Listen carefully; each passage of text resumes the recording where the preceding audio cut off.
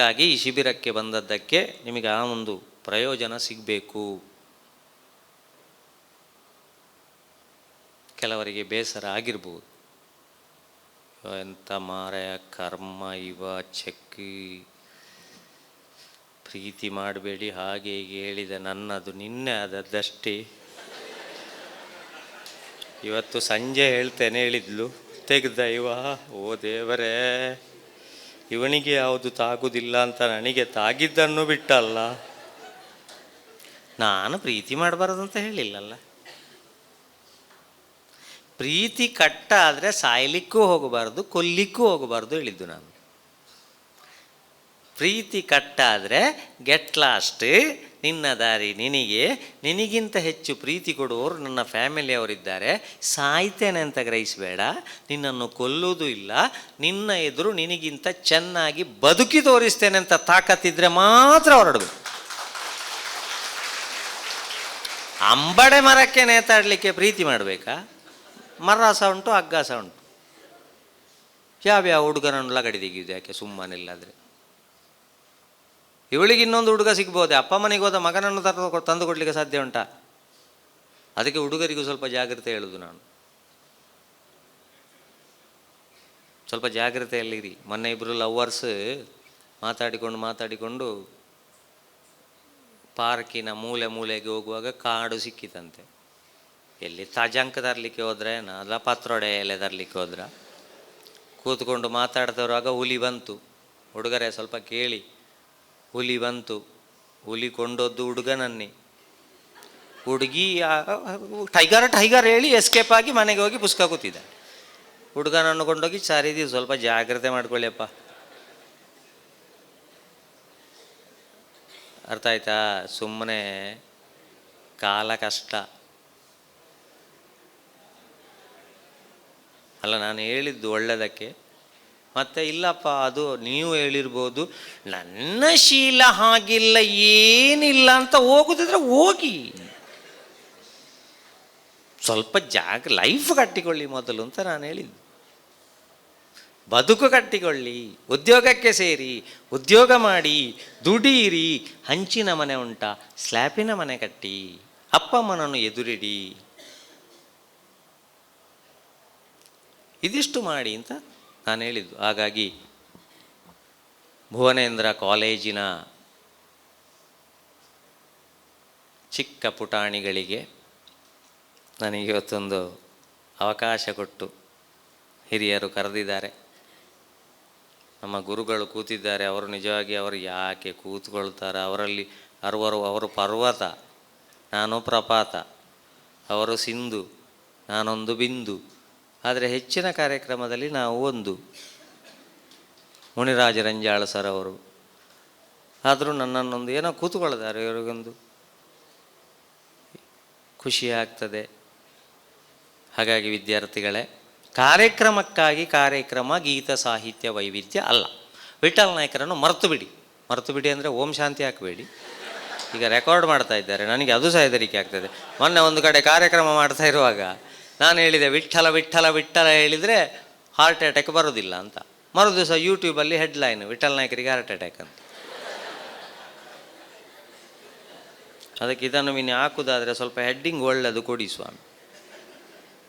ಹೌದು, 19ನೇ 20ನೇ ಇಸ್ವಿಯಲ್ಲಿ ವಿಠಲ್ ದಾಸ್ ಅಂತ ಹೇಳುವರು ಕೊರೋನಾದಲ್ಲಿ ಸತ್ತೋದು. ಅವರ ಫೋಟೋ ಗೂಗಲಲ್ಲಿ ಸಿಗಲಿಲ್ಲ, ನನ್ನದು ಸಿಕ್ಕಿ. ನನ್ನ ಫೋಟೋ ಹಾಕಿ ವಿಠಲ್ ನಾಯಕ್ ಇನ್ನಿಲ್ಲ, ಓಂ ಶಾಂತಿ. ನನಗೆ ಫೋನು, ನೀವಿಲ್ಲ ಅಂತೆಲ್ಲ, ಮೇಲೆ ನೆಟ್ವರ್ಕ್ ಸಿಗೋದಿಲ್ಲಲ್ಲ. ಇಂಥದ್ದೆಲ್ಲ ಅವಸ್ಥೆ ಆಗ್ತದೆ ಕೆಲವು ಸಲ. ಈ ಅಂತರ್ಜಾಲ ಉಂಟಲ್ಲ, ಸ್ವಲ್ಪ ಜಾಗ್ರತೆಯಲ್ಲಿ ಉಪಯೋಗಿಸಿ.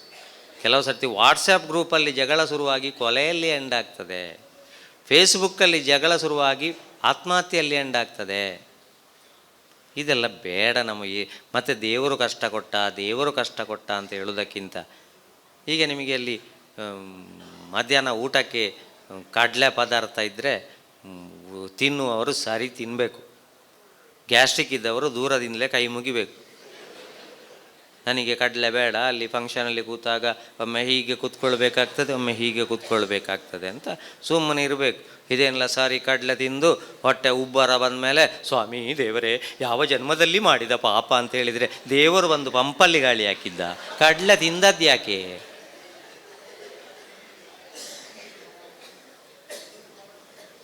ಅನುಭವಿಸ್ಬೇಕು. ಹಾಗಾಗಿ ವಿದ್ಯಾರ್ಥಿಗಳೇ ಸ್ವಲ್ಪ ಜಾಗ್ರತೆ ಮಾಡಿಕೊಳ್ಳುವ. ಯಾಕಂದರೆ ನಾವೆಲ್ಲ ನಿಮ್ಮ ವಯಸ್ಸನ್ನು ದಾಟಿ ಬಂದವರು. ನಾವಿರುವಾಗ ಈ ಥರ ಎಲ್ಲ ಈ ನಮೂನೆ ಉಜ್ಜುದೆಲ್ಲ ಇರಲಿಲ್ಲ. ಈಗ ಮುಕ್ಕಾಲ್ವಾಸಿ ಕ್ರಿಯೇಟಿವ್ನೆಸ್ ಹೋಗಿದೆ. ಚೇರಂಟೆ ಮೊಂಟೆ ಕುರುವಾಯನ್ನು ಗೂಗಲಲ್ಲಿ ಕೇಳುವ ಕಾಲ.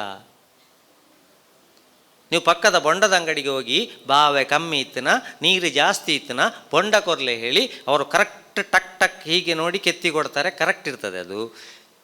ಅಗ್ರಿಕಲ್ಚರ್ BSc ಆದವರಲ್ಲಿ 4 ತೆಂಗಿನಕಾಯಿ ತಂದಿಡಿ, ಅವರು ಕೇಳೋದು ಗೂಗಲಲ್ಲಿ, hello Google right brown colour, ಬೊಟ್ಟ ಬೊಟ್ಟ ಪಚ್ಚ ಪಚ್ಚೆ ಕಲರ್, ಲಾಂಗ್ ಸೆಂಡಿ ವಿತ್ ಟಕಟಕಟ sound, what about this coconut?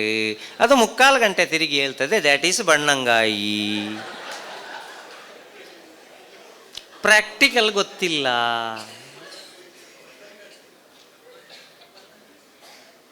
ಯಾಕೆ? ಎಲ್ಲವನ್ನು ಇನ್ನೊಂದು ಆ್ಯಪ್ ಬರಲಿಕ್ಕೆ ಬಾಕಿ. ಯಾವುದು? ವೈಕುಂಠ ಸಮಾರಾಧನೆ. ಇನ್ನು ಅದು ಬರ್ತದೆ. ಅಪ್ಪ ಸತ್ರೆ ಡೌನ್ಲೋಡ್ ಮಾಡಿ, ಫಾದರ್ ಆ್ಯಪನ್ನು ಡೌನ್ಲೋಡ್ ಮಾಡಿ, ಪಿಂಡ ಎಷ್ಟು ಬೇಕು ಅಂತ ಸಬ್ಮಿಟ್ ಮಾಡಿ, ಆಧಾರ್ ನಂಬರ್ ಹಾಕಿ, ಪಿಂಡ ಬೇಕಾ, ದರ್ಬೆಯ ಕಾಗೆ ಆಗ್ಬೋದಾ, ಒರಿಜಿನಲ್ ಕಾಗೆ ಬೇಕಾ? ಏನ್ರಿ ಇದು? ಇದೆಲ್ಲ ಇರಬಾರದು.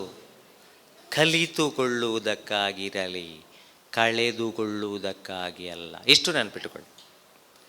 ಕಲಿತುಕೊಳ್ಳುವುದಕ್ಕಾಗಿರಲಿ, ಕಳೆದುಕೊಳ್ಳುವುದಕ್ಕಾಗಿ ಬೇಡ ಅಂತ ಹೇಳ್ತಾ, ಪ್ರೀತಿಯಿಂದ ಕರೆದು ನನ್ನನ್ನು ಈ ಒಂದು ಸಂಸ್ಕೃತಿ ಶಿಬಿರಕ್ಕೆ ಇಷ್ಟೊತ್ತು ನನ್ನ ಮಾತನ್ನು ಸಹಿಸಿದ ಎಲ್ಲರಿಗೂ, ಇಲ್ಲಿಯ ಪ್ರಾಂಶುಪಾಲರಿಗೆ, ಶಿಬಿರದ ನಿರ್ದೇಶಕರಿಗೆ, ಅಧ್ಯಾಪಕ ವೃಂದದವರಿಗೆ ಎಲ್ಲರಿಗೂ, ಯಾರಿಗಾದರೂ ಮಕ್ಕಳಿಗೆ ಬೇಸರವಾಗಿದ್ದರೆ, ನಾನು ಹೇಳಿದ ಮಾತಿನಿಂದ ಬೇಸರವಾಗಿದ್ದರೆ ಅದು ನಿಮ್ಮ ಕರ್ಮ, ನಾನೇನು ಮಾಡಲಿಕ್ಕಾಗೋದಿಲ್ಲ. ಇದ್ದದ್ದನ್ನು ಹೇಳಿದ್ದೇನೆ. ನಿಮಗೆ ಸಂತೋಷಪಡಿಸಿ ಖುಷಿ ಮಾಡಿ ಎಣಕ್ಕೇನು ಮಾತಾಡಿ ಹೋಗುವ ಉದ್ದೇಶ ನನಗಿಲ್ಲ. ಇದ್ದದ್ದನ್ನು ಹೇಳಿದ್ದೇನೆ. ಡ್ರೈವಿಂಗ್ ಕ್ಲಾಸಲ್ಲಿ ಹೇಳಿಕೊಡುವುದೆಂಥದ್ದು ಹೇಳಿ? ಸ್ಟೇರಿಂಗ್ ಹೀಗೆ, ಪವರ್ ಸ್ಟೇರಿಂಗ್ ಆದರೆ ಹೀಗೆ, ಕ್ಲಚ್ ಅಂದರೆ ಇದು, ಗೇರ್ ಅಂದರೆ ಇದು, ಆಕ್ಸಿಲೇಟರ್ ಅಂದರೆ ಇದು ಅಂತ ಮಾತ್ರ ಹೇಳಿಕೊಡ್ತಾರೆ ಹೊರತು, ನಿನಗೆ ಅಲ್ಲಿ ಬಾಹುಬಲಿ ಬೆಟ್ಟದ ಹತ್ರ ಹೋಗುವಾಗ ನಾಯಿ ಅಡ್ಡ ಸಿಗ್ತದೆ, ಜೋಡು ರಸ್ತೆಗೆ ಹೋಗುವಾಗ ಬೊಗ್ಗಿ ಅಡ್ಡ ಸಿಗ್ತದೆ, ಅಲ್ಲಿ ಅದಕ್ಕಿಂತ ಮುಂದೆ ಹೋಗುವಾಗ ಟಿಪ್ಪರ್ ಅಡ್ಡ ಸಿಗ್ತದೆ ಅಂತ ಹೇಳಿಕೊಡ್ತಾರೆ ಯಾರಾದರೂ?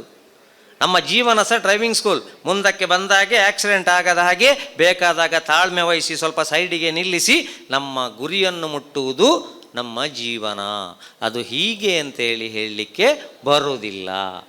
ಹಾಗಾಗಿ ನಮ್ಮ ಕರ್ತವ್ಯದಲ್ಲಿ ದೇವರನ್ನು ನೋಡ್ತಾ, ಬೆಳಿಗ್ಗೆ ಎದ್ದು ಒಂದು ಸರ್ತಿ ನಮಗೆ ಆರೋಗ್ಯ ಸರಿ ಕೊಟ್ಟಂಥ ದೇವರನ್ನು ಸ್ಮರಣೆ ಮಾಡಿಕೊಳ್ತಾ ನಾವು ಒಳ್ಳೆ ಬದುಕು ಕಟ್ಟಿಕೊಳ್ಳೋಣ ಎಂಬ ಪ್ರಾರ್ಥನೆಯೊಂದಿಗೆ ಎಲ್ಲರಿಗೂ ಒಂದೇ ಮಾತಿನಲ್ಲಿ ಧನ್ಯವಾದವನ್ನು ಹೇಳ್ತಾ ನನ್ನ ಕಾರ್ಯಕ್ರಮವನ್ನು ಮುಕ್ತಾಯಗೊಳಿಸ್ತಾ ಇದ್ದೇನೆ. ಮಾತ್ರವಲ್ಲದೆ ನನ್ನನ್ನು ತಕ್ಷಣ ನನಗೇನೆಲ್ಲ ಕೊಡಲಿಕ್ಕುಂಟ ಅದನ್ನೆಲ್ಲ ಕೊಟ್ಟು ತಕ್ಷಣ ನನ್ನನ್ನು ಕಳಿಸಿಕೊಡಬೇಕು. ಯಾಕೆ ಅಂತ ಹೇಳಿದರೆ